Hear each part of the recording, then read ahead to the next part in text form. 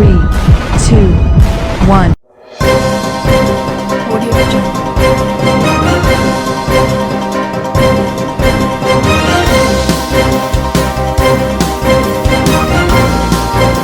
Audio Jungle. Audio Jungle.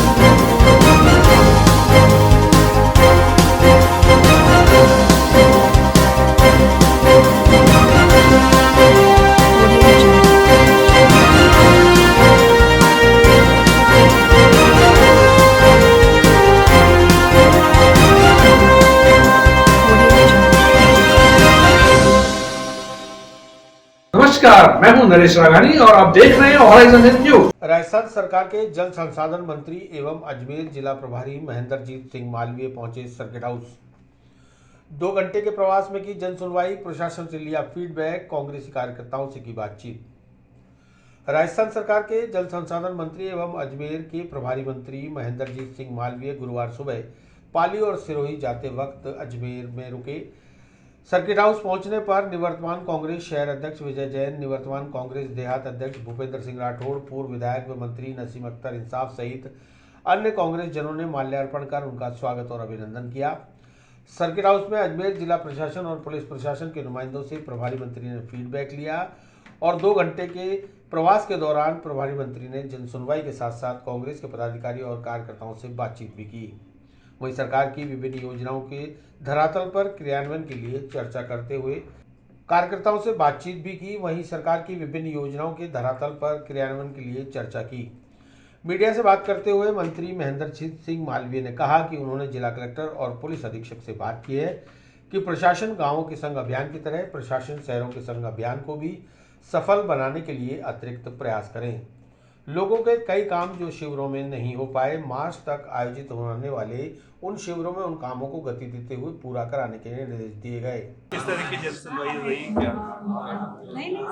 देखो, मैं तो इस जिले का प्रभारी मंत्री हूँ।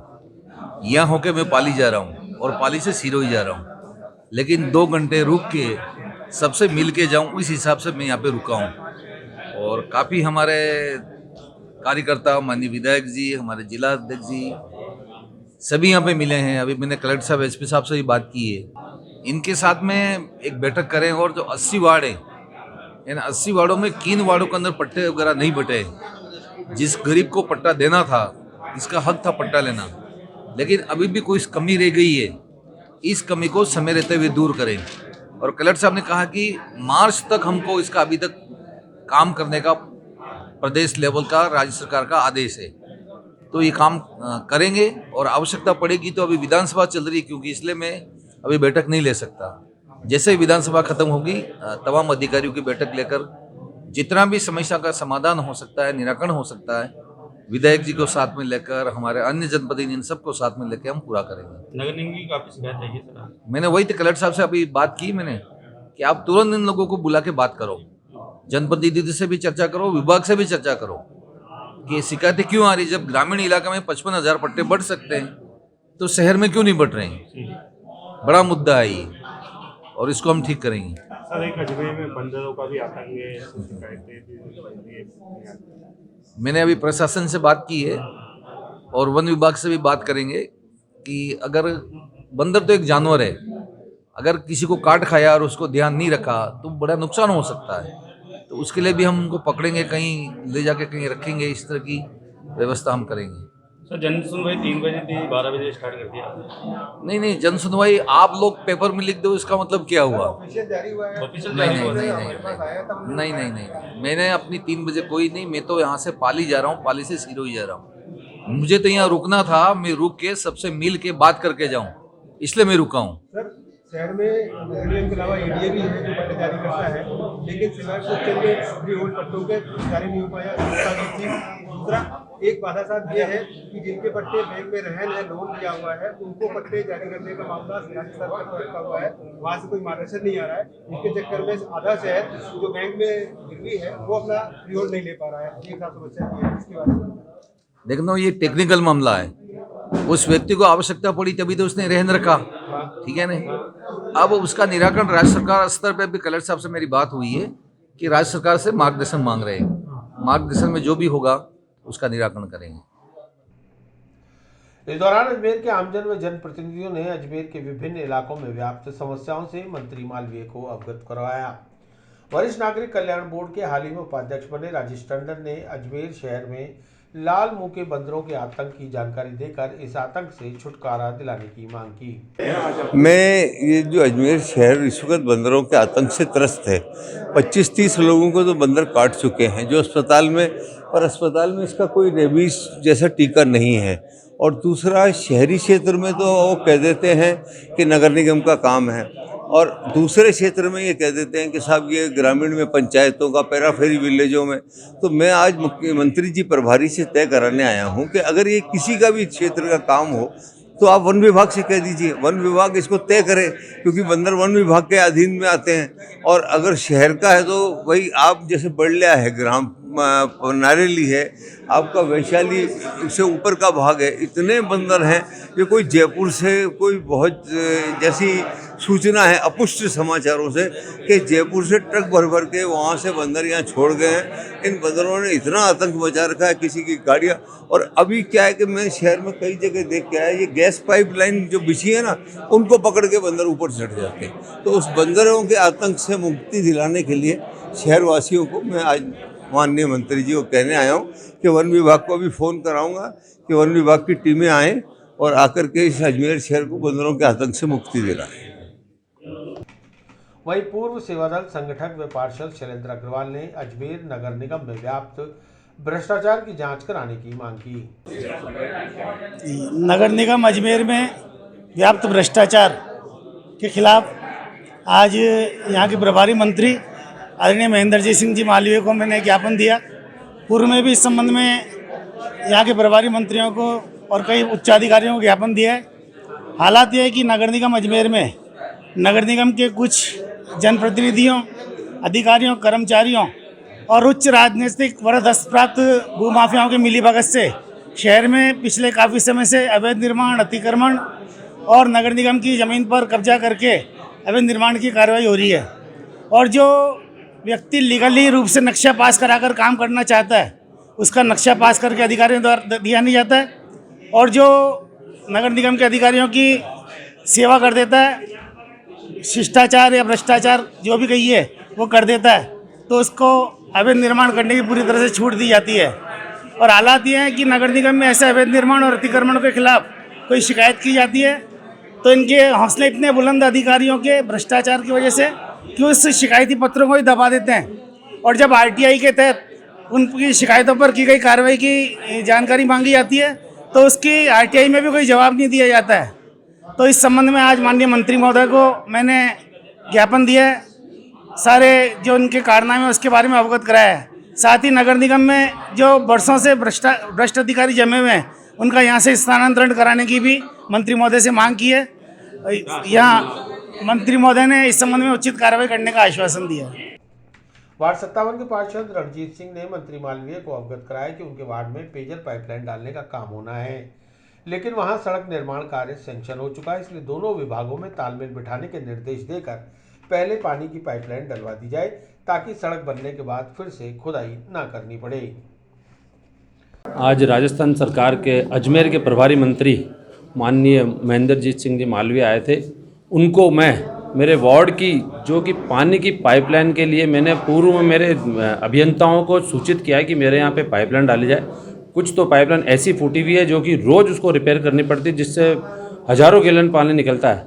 लेकिन उनके नहीं सुनने के बावजूद भी अब मैंने कहा कि क्योंकि चूँकि उसमें रोड भी बनने वाला है, अगर रोड पहले बन गया तो फिर पाइपलाइन डली तो दोबारा से फिर नुकसान होगा। तो माननीय मंत्री महोदय से मैंने निवेदन किया है कि इनको अवगत कराएं और इनको तुरंत प्रभाव से जो मैंने पूर्व में जो चिट्ठी दी है उस पर मेरे जो वार्ड के अंदर बची हुई पाइपलाइन है उसको काम करवाया जाए। इसके लिए मंत्री महोदय ने मुझे बिल्कुल आश्वस्त किया कि यह काम जल्द ही हो जाएगा, क्योंकि मेरे मंत्रालय से अभी तुरंत इनको चिट्ठी लिख के और ये काम शीघ्र अतिशीघ्र कराने के। अलवरगेट थाना अंतर्गत 1 सितंबर 2020 को नाबालिग पीड़िता से दुष्कर्म के मामले में आरोपी को ही सजा। आरोपी को 20 साल कठोर कारावास में 72,000 रुपये के अर्थदंड से किया दंडित। पॉक्सो कोर्ट संख्या 2 के न्यायाधीश राजेश चंद्र गुप्ता ने गुरुवार को अलवरगेट थाना अंतर्गत 1 सितंबर 2020 को अलवरगेट थाने में दर्ज आईपीसी की धारा 363-342 के तहत मुकदमे में सजा का ऐलान करते हुए आरोपी कुंदन नगर निवासी किशोर भील को 20 वर्ष कठोर कारावास और 72,000 रुपये के अर्थदंड से दंडित किया है। मामले की जानकारी देते हुए विशिष्ट लोक अभियोजक पॉक्सो कोर्ट संख्या 2 विक्रम सिंह शेखावत ने बताया कि मामले में अभियोजन पक्ष की ओर से 24 दस्तावेज और 14 गवाह पेश किए गए। शेखावत ने बताया कि आज पॉक्सो कोर्ट के न्यायाधीश राजेश चंद्र गुप्ता ने आईपीसी की धारा 363-342 एवं धारा 9M10 यौन अपराधों से बालकों का संरक्षण अधिनियम 2012 के अंतर्गत मुलजिम किशोर भील को दोषी करार देते हुए 20 वर्ष कठोर कारावास के साथ 72,000 रुपये के अर्थदंड से दंडित किया है। अदब अदायगी अर्थदंड नहीं देने पर अभियुक्त को 1 माह का कठोर कारावास अलग से भुगतना होगा। क्या है ये पूरा मामला? ये घटना है 1/9/2020 की पुलिस थाना अलवरगढ़ का मामला है। इसमें जो पीड़िता 13 वर्षीय पीड़िता थी, उसको जो पड़ोसी था वो उसको बेला पुसला के ले गया और उसको जयपुर ले गया, वहाँ इसके साथ दुष्कर्म किया और फिर उसको बस में बैठा के अजमेर रवाना कर दिया। फिर जब इसकी माँ को ये सारी घटना बताई गई, फिर इस पर इसकी माँ ने मुकदमा दर्ज कराया अलवरगढ़ थाने में। फिर इस मुलजिम किशोर भील को पुलिस ने अरेस्ट किया और उसके खिलाफ आरोप पत्र पेश किया, जिस पर आज पोस्टो संख्या 2 श्री राजेश चंद्र गुप्ता जी ने एक अहम फैसला सुनाया। इसमें किशोर भील को 20 साल का कठोर कारावास व 72,000 रुपये जुर्माने से दंडित किया है। इस कोर्ट ने ये टिप्पणी की है कि जो छोटी बच्चियों के साथ जो इस तरह की घटनाएं जो हो रही है, समाज में बढ़ रही है, और इस पर लेके तलक टिप्पणी हुई है, जिस पर आज इसको 20 साल की सज़ा दी गई है। इसमें कुल टोटल 24 दस्तावेज व 14 गवाह प्रोसिक्यूशन की ओर से प्रदर्शित हुए हैं।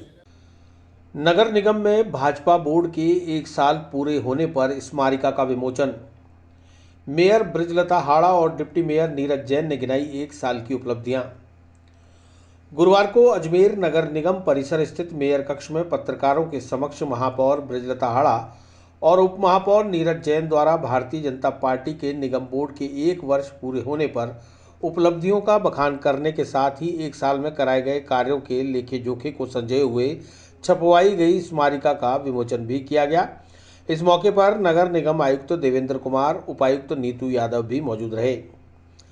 अजमेर स्मार्ट सिटी में नगर निगम द्वारा 1 साल के दौरान कराए गए कार्यों का लेखा जोखा आमजन व मीडिया को बताने के लिए छपाई गई स्मारिका का मुख्य प्रस्थ ही भारतीय जनता पार्टी के नारे सबका साथ, सबका विकास, सबका विश्वास और सबका प्रयास के साथ अजमेर सिटी को सबसे पहले दिया स्मार्ट सिटी बनने का मौका धन्यवाद मोदी जी से रूबरू कराता है।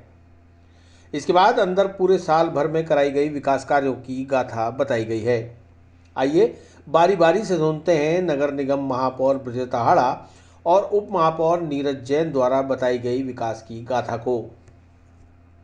आपने पुस्तक का विमोचन किया है, क्या कहना चाहिए? मैं ये कहना चाहूँगी कि सबसे पहले तो है अजमेर की जो पावन धरा है उसको मेरा प्रणाम कोटि कोटि, और स्मार्ट सिटी के जो सभी स्मार्ट नागरिक हैं उनका सबका अभिनंदन करती हूँ कि जिनकी वजह से मैंने आज 1 साल पूरा किया है और विकास कार्य किया है। तो इस विकास कार्य में मेरे जो निगम के सभी अधिकारी हैं, सभी कर्मचारी हैं, सभी पार्षदगण हैं, सभी का ही बहुत सहयोग रहा मुझे, जिनकी वजह से मैं ये कार्य पूरा कर सकी हूँ। और सभी शहरवासियों को भी मैं धन्यवाद देना चाहूँगी जिन्होंने मुझे इस कार्य के लिए चुना। और जैसा कि आप सभी जानते हैं कि जब मैंने पदभार ग्रहण किया था तो कोरोना शुरू हो चुका था, तो इसको देखते हुए हमारे निगम के सभी अधिकारी हैं, सभी मेरे साथ लगे और पूरे शहर को सैनिटाइज़ किया। जो रात्रि के समय जो मेन रोड होते हैं, मेन मार्केट, उनको फायर की गाड़ी से जो सैनिटाइजेशन का काम किया। मास्क का वितरण करवाया हमने। जो जो व्यक्ति कोरोना से मृत हो रहे थे उन लोगों के लिए निःशुल्क एम्बुलेंस की सेवा भी हमने दी, सभी को ही प्रदान की। और जो अपने मोक्ष धाम में जो अंतिम संस्कार के लिए जो क्रियाएं होती हैं, उन सभी संस्कार जो होते हैं उनके लिए हमने निःशुल्क लकड़ियां और जो भी सामग्री इसमें काम आती है वो सब हमने निःशुल्क दी। और जो इसके बाद फिर हमने वर्षा ऋतु में हमने ट्री गार्ड्स और पेड़ लगभग 5,000 पौधों का जो है सभी पार्षदों को वितरित किए, जिसके माध्यम से हमने शहर को हरा भरा बनाने की कोशिश की। इसके बाद फिर हमने जो विकास कार्य अपने 10-10 लाख के हमने सभी पार्षदों को विकास कार्य के लिए बजट दिया। तो सभी वार्ड में जो विकास कार्य हुए, और अभी देखा जाए तो हमने अभी जो 4 बड़े प्रोजेक्ट लिए थे, आपने देखा। एक तो कॉन्वेंट स्कूल के यहाँ जो नाला है उस लगभग 1.25 करोड़ का हमने अभी शुरू किया है। धोबी घाट जो है वो पिछले 20 वर्षों से पड़ा हुआ था, उसका कुछ हो नहीं रहा था, तो उसका जीर्णोद्धार का भी हमने कार्य भी शुरू किया है। इसके अलावा अपने उदयनगर चले, वहाँ भी हमने नाले का निर्माण शुरू किया है। वार्ड 80 है, उसमें भी हमने नाले का निर्माण शुरू करवाया है। तो इसको देखते हुए हमने वर्ष भर में ये इतना सारा कार्य शुरू करवाया है, और आगे भी हम जो है शहर की आवश्यकता को देखते हुए अभी सभी और कार्य, हम विकास कार्य जो भी हो सकेगा हम पूरा करने की कोशिश करेंगे। और मैं समझती हूँ कि अजमेर की जो जनता है मुझे इसमें सहयोग देने का पूरा साथ देने का पूरा सहयोग करेंगी। मैं सभी की आभारी रहूँगी। बस अंत में इतना कहूँगी, आपने मुझे 1 साल इतना कार्य करने का मौका दिया, इसके लिए आप सभी का बहुत बहुत धन्यवाद। और आप लोगों का भी बहुत साथ रहा, आपको मैं भूल रही हूँ, आप लोगों का भी बहुत साथ रहा मेरे इस कार्य में पूरा करने के लिए। तो आप सबको भी मैं बहुत बहुत धन्यवाद दूँगी। इससे पहले तो हमने बड़े काम बताए ना, बारिश के उसमें सैनिटाइजेशन में बड़ा ही काम था। ये भी कोरोना आया तो शहर में, तो ये वृक्षारोपण का काम किया, ये भी बड़ा ही था हमारा कार्य, छोटा तो था नहीं। और भी जो मास्क वगैरह और ये इंदिरा रसोई के माध्यम से निःशुल्क भोजन का वितरण करवाया, और जो ज़रूरतमंदों को जो भोजन सामग्री वितरित की हमने सूखी। तो ये सब बड़े ही काम थे। मैडम ये सारे काम तो हुए जो कोरोना काल के कारण आपने कराए। कुछ चीजें ऐसी थी जो आपने सोच रखी हो जो कोरोना की वजह से प्रभावित हुई, जो कराना चाहते थे जो नहीं करा पाए? कराना तो बहुत कुछ चाह रहे थे, पर अब जब कोरोना बिल्कुल लगभग समाप्त सा हो गया तो अब हम वापस शुरू करेंगे जो भी काम रह गए हैं। जो आपने सोच रखी हो कि शहर के विकास में और शहर के लोगों के लिए अच्छा रहेगा। सबसे पहले तो मैंने यही आई थी, जब मैंने यही मुद्दा उठाया था कि एक तो शहर की साफ़ सफाई पर विशेष ध्यान दूंगी। तो वो चल रहा है हमारा, प्लास्टिक मुक्त करने का था, वो भी हमारा चल ही रहा है। तो वो भी हम कर ही रहे हैं, और भी आगे कुछ होगा कार्य तो वो भी हम करेंगे। मैडम अजमेर धार्मिक नगरी के साथ साथ अब स्मार्ट नगरी और पर्यटन नगरी के रूप में भी उभरता जा रहा है। बाहर से जो पर्यटक अजमेर आते हैं उनकी सुविधाओं को लेकर अजमेर नगर निगम क्या प्रयास कर रहा है? उनको सुविधाओं को लेकर तो नगर निगम ही प्रयास करता है। क्या ये तो मैं आपको बता दूं, बाहर से जितने भी यात्री आते हैं सभी के लिए रहने की व्यवस्था निगम द्वारा ही की जाती है। साफ़ सफाई को लेके सारा कुछ जो भी होता है वो भी निगम के ही कर्मचारी, जो अपने सफाई कर्मचारी हैं वो करते हैं।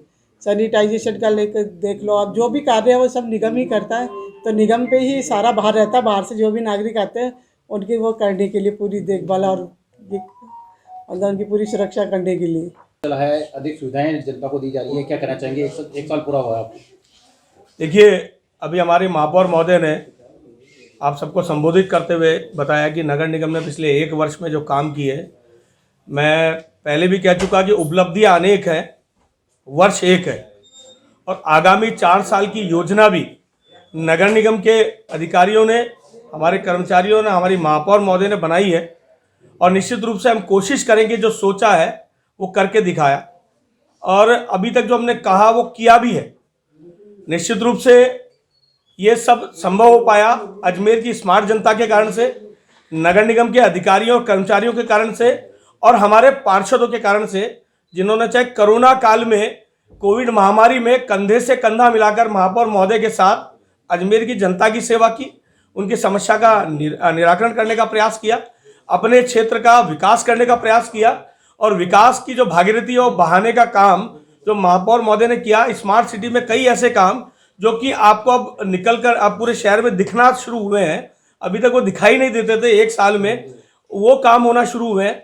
निश्चित रूप से अजमेर स्वच्छ बने, स्वस्थ बने, सुंदर बने, सुदृढ़ बने और स्मार्ट बने, ये परिकल्पना हमने ली, और ये साकार होता हुआ सपना हमको दिख रहा है कि स्मार्ट हो अजमेर अपना। और जिस प्रकार से मैं यहाँ सब मेरे सभी जो साथी पार्षद हैं उनको साधुवाद देना चाहूँगा कि उन्होंने कंधे से कंधा मिला करके हर काम में सहयोग किया। दलगत राजनीति से ऊपर उठ करके एक पार्षद के नाते, एक सच्चे जनप्रतिनिधि के नाते जनता की सेवा में जो भी काम करने थे उन कामों को किया, विकास के काम किए, वहाँ की जो स्थानीय समस्याएं थी उनको दूर करने का प्रयास किया। नगर निगम ने कई ऐतिहासिक काम पिछले 1 वर्ष में किए। आप ये देखिए कि हमारे यूडीएच सेक्रेटरी और मंत्री हैं धारीवाल जी, उन्होंने वीसी में भूरी भूरी प्रशंसा की नगर निगम अजमेर की। कोविड काल में जिस प्रकार की सफाई व्यवस्था रही, जो सैनिटाइजेशन रहा, उसको लेकर के, मास्क वितरण, हमारा लगातार जो अभियान चला जागरूकता अभियान, उसको लेकर के, तो ये एक हमारी उपलब्धि है कि कोविड टाइम में सबसे पहले नगर निगम अजमेर ही था जिन्होंने निःशुल्क एम्बुलेंस की व्यवस्था की। जो बीमार हुए, कोविड से जो ग्रसित हुए, उनको लाने की और उनको अगर कोई कालकल्पित हुआ उसको शमशान तक पहुंचाना, उसकी अंतिम क्रिया तक की सारी व्यवस्था करना। सरकार का आदेश बाद में आया, उससे पहले ये इनिशिएटिव नगर निगम ने लिया। नगर निगम के ऐप पे शिकायत करें, आप नगर निगम में टोल फ्री नंबर पे शिकायत करें। अगर वहाँ कचरे की गाड़ी नहीं पहुंची है डोर टू डोर की, तो उसकी पेनल्टी काटी जाएगी। कचरा संग्रहण में पेनल्टी कट रही है डेली। अच्छा मैडम, आने वाला 1 साल है, उसके 5 क्या आपका विजन है अजमेर को लेके, आपका नीरज जी का दोनों ये जो साल शुरू? हाँ बिल्कुल। एक तो अजमेर को क्लीन और इसको स्मार्ट बनाने की मेरी पूरी कोशिश है। हाँ। दूसरा प्लास्टिक मुक्त है, मैं प्लास्टिक मुक्त कर सकूं अजमेर शहर को।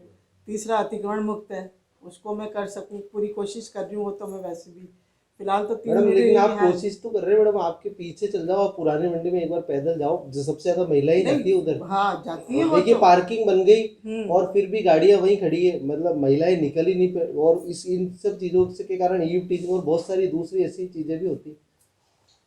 नहीं तो ये अतिक्रमण हटाने की भी हम तैयारी करें। पीछे जो इतना रहता है, गाड़ियाँ खड़ी होती है, ये सब अब तैयारी कर रहे हैं हम, क्योंकि अभी हमें शिकायत मिली है।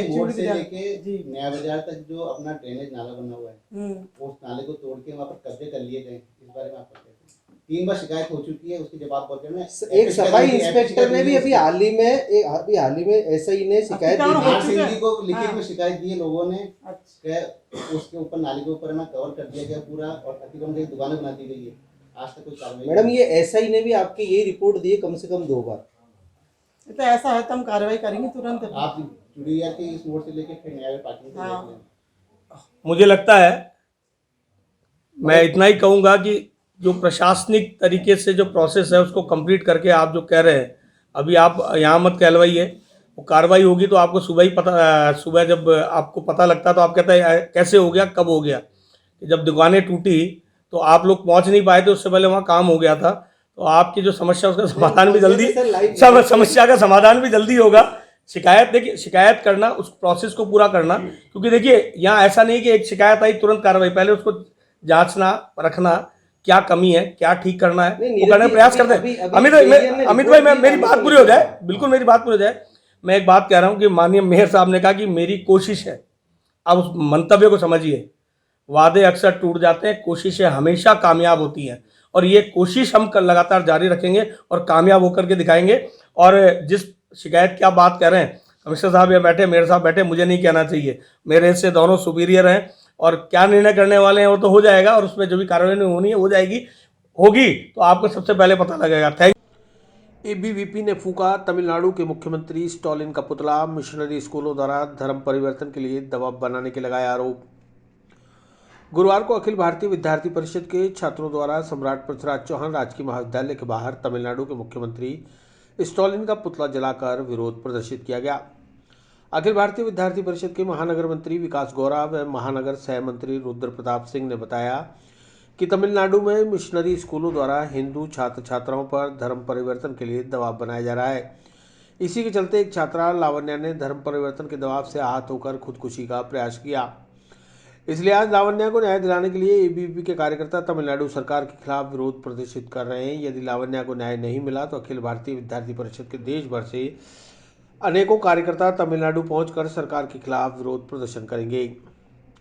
तमिलनाडु सरकार की हठधर्मिता से लावण्या को न्याय दिलाने के लिए प्रदर्शन कर रहे एबीवीपी के राष्ट्रीय महामंत्री निधि त्रिपाठी सहित अनेकों कार्यकर्ताओं को न सिर्फ गिरफ्तार किया गया बल्कि उनको रिमांड लेकर यातनाएं भी दी गई, जिसके खिलाफ देश भर के एबीवीपी के तमाम पदाधिकारी और कार्यकर्ताओं में आक्रोश व्याप्त है।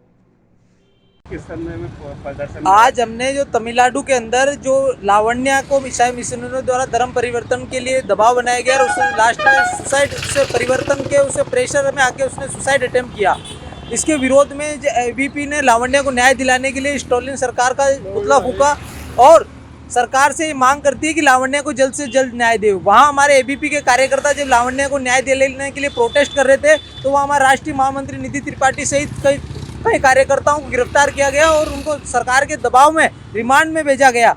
इसके लिए हम आज अजमेर में हमने आक्रोश पुतला जलाकर आक्रोश व्यक्त किया है और हम मांग करते हैं तमिलनाडु सरकार से कि तुरंत लावण्या को न्याय दिए, वरना एक बड़े आंदोलन के लिए देश के कोने कोने से एबीपी के कार्यकर्ता तमिलनाडु जाएंगे और एक बड़ा आंदोलन सरकार के खिलाफ करेंगे। आज अखिल भारतीय विद्यार्थी परिषद ने तमिलनाडु सीएम का पुतला फूंका, क्योंकि तमिलनाडु के अंदर Lavanya murder case, suicide case को लेकर जो सच्चाई सामने आई है, वो ईसाई धर्म को अपनाने के लिए जो उस 17 साल की बच्ची जो एक 12th क्लास की छात्रा थी उस पर इतना दबाव बना दिया गया कि वो डिप्रेशन में आके उसने पॉइजन खा लिया और वो सुसाइड कर लिया। इस मामले को लेकर हमने आज एबीपी ने सीएम का पुतला फूंका है और सरकार को तमिलनाडु ही नहीं राजस्थान के अंदर भी ऐसा कुछ दोबारा वापस नहीं हो, इसके लिए हमने सरकार को मांग कर रहे हैं हम सरकार से कि इसकी अलग डिपार्टमेंट बनाया जाए और उस डिपार्टमेंट को ये सब जो इस मिशनरी स्कूल्स में होती है गतिविधियाँ इन पर मॉनिटरिंग की जाए और बच्चों से इसका फीडबैक लिया जाए।